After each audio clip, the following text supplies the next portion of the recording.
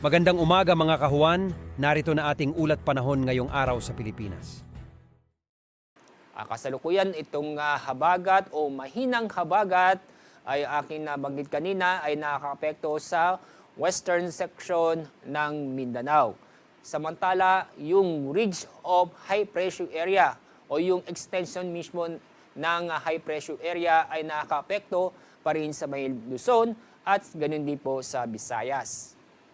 Bukas, itong ridge of high pressure area ay inaasang lalakas at tutulak palayo sa ating bansa itong habagat. Kaya po sa weekend, hindi ito, inaasa po natin itong habagat o southwest monsoon ay hindi na ito makakaapekto sa ating kalupaan.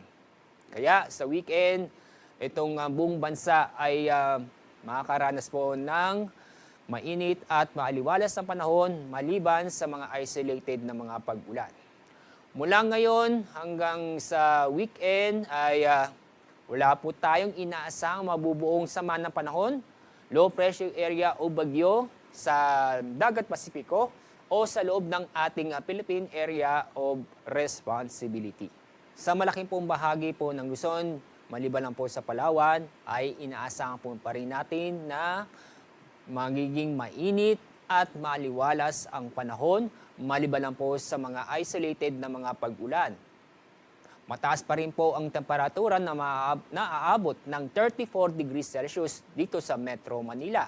Samantala sa Tuguegarao ay aabot po ng 36 degrees Celsius. Para sa mga kababayan po natin sa Legazpi City, ang pinakamataas na antas ng temperatura ngayong araw ay aabot ng 34 degrees Celsius.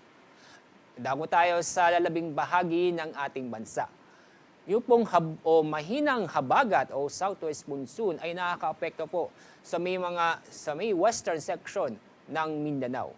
Kaya ngayong araw, makakaasa pa rin tayo ng kalat-kalat na pag-ulan at thunderstorm sa Zamboanga Peninsula, ganun din po sa may lalawigan ng Basilan, Tawi-Tawi, Sulu at kasama na rin po ang lalawigan ng Palawan.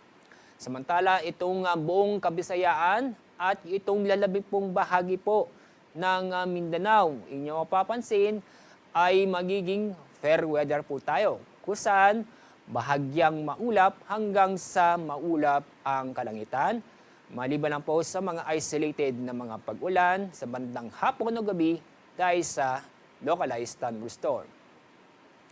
Ang araw po sisikat sa ganap na 5:27 ng umaga. Ang araw lulubog maya pong 6:26 ng hapon.